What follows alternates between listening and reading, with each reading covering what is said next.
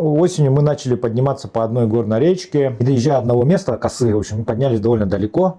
И у нас что-то, начал мотор барахлить. Ехали. Остановились на ночевку, переночевали. И утром двинулись дальше в тумане, в полном тумане. И вот прям, не поверите, вот раз у нас и двигатель заклинил на моторе. Ну, мы, значит, начали подплывать к берегу, нашли каменную косу, остановились. Только остановились, начали подтягивать лодку. Лодка пробилась в камень и, в общем, затонула, короче, с вещами. Мы кое-как все вытащили на косу. Сидим, полный туман, ничего не видно.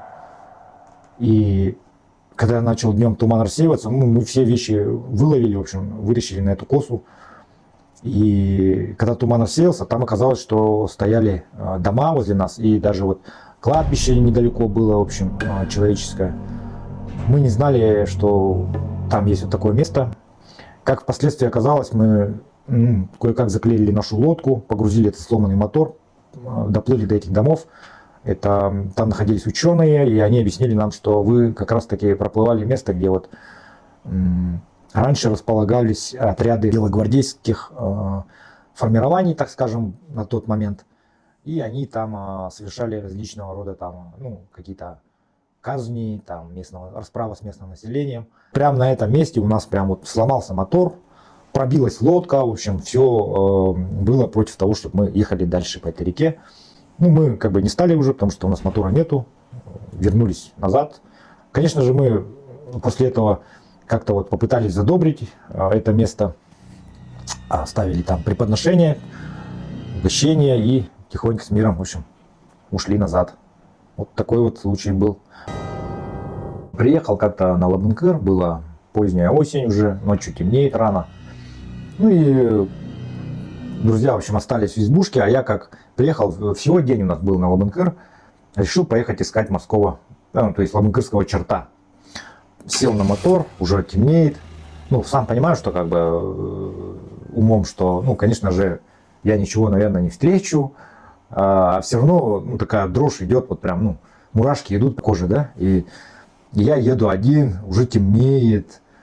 Начал там вдоль берега тихонько тралить. С собой сзади тащу большой такой воблер.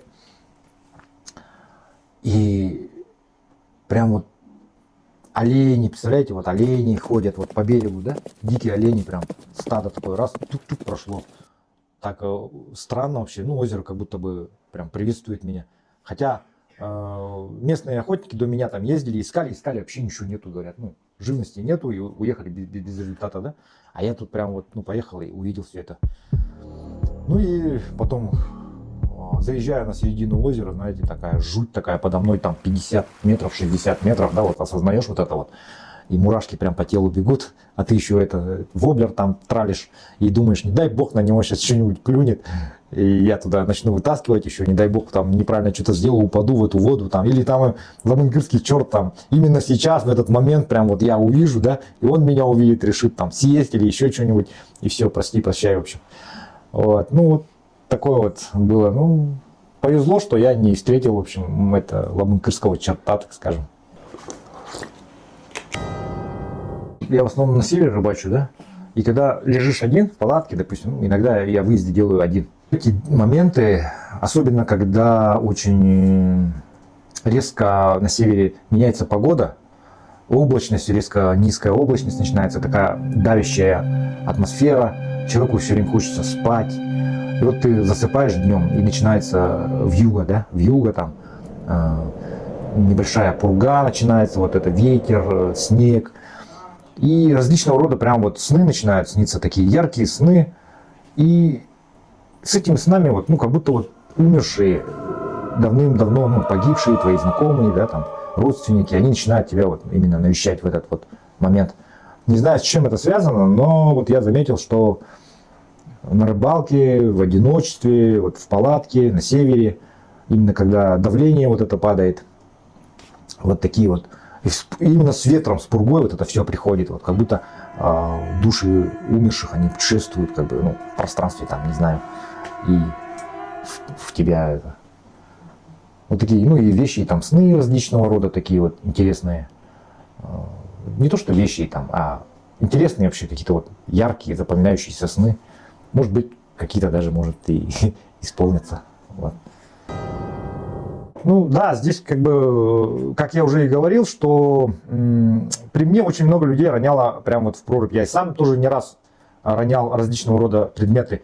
И мы сразу на автомате начинаем понимать то, что не задобрили духов местности, не задобрили там война, не задобрили Кёрболлох. Сразу начинаем все вот это, весь этот комплекс обычаев делать, совершать, то есть обряд. И через огонь там выходим, ложим в сторону света, ну, оладьи и так далее. Сразу все начинаем так вот понимать. Ну, это уже, как сказать, да, как, видим это как знаки. Вот. Но это не единичный случай. Были еще случаи, когда нас прям вот преследовала неудача. Я подобрал камень. Камень был необычной формы, он был круглый, белый, с ровной дыркой. И когда я его поднял, местный парень говорит мне: лучше не берите здесь ничего. Эта местность была очень красивая, и там, по поверьям, ну, по рассказам, жила какая-то женщина-шаманка, в общем. И я забрал этот камень, и на протяжении всех 2 дней нам сопутствовала абсолютная неудача. В общем, мы ничего не ловили, ничего не видели, ничего не слышали. Остановились на ночь в избе на 2-й день.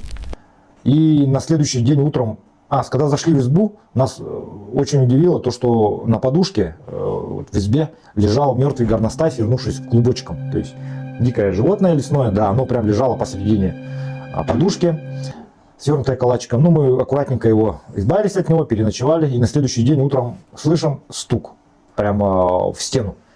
Глухой удар, когда мы сидим, завтракаем, удар просто. Ну, мы не придали значения, что удар может быть, ну, что угодно. Ударилась какая-то ветка там об стену, еще что-то там, что-то висит на стене. Сидим, завтракаем, и через какое-то время 3 удара. Дух, дух, дух. Нас что-то дрожь взяла, мы раз, ну, у нас ружья, взяли ружье, может, медведь пришел. Выходим за дверь, за стену. Никого, ни веток вообще, ничего не висит. Странно, я говорю: ну-ка, ребят, заходите. Они зашли. Я по стене 3 раза бью, бум, бум, бум. Точно так же кричат. Забегаем в избу, быстро собираемся, а там распадок еще такой, туман идет. Ну и... А до этого нас, кстати, в этой избе погиб человек, то есть, ну, умер. У него остановилось сердце до нас, ну, это за год, за 2, вот так вот. И, видимо, вот как-то вот этот дух. И потом мы поехали, в общем, и этот парень мне говорит: ты камень, говорит, у тебя с собой? Я говорю: да. Оставляя этот камень, говорит: ты что его таскаешь? Я, ну ладно, достал этот камень, так, думаю, ладно, оставил его, ну, на берегу. И сразу улов, один за другим. Можете представить, да? В общем, вот такие вот истории бывают, друзья. Тогда прямо на ходу бывает, что сломается оборудование, что-то начинает идти не так. Даже вплоть до того, что техника отказывается заводиться, отказывается ехать. Где ты до этого ездил, начинаются какие-то препятствия, появляются. И нужно быть близким ко всем этим таким вот нюансам. Ко всему нужно быть чутким, нужно всегда иметь какое-то чутье. Раз туда нельзя проехать, значит, может быть, нужно переждать, нужно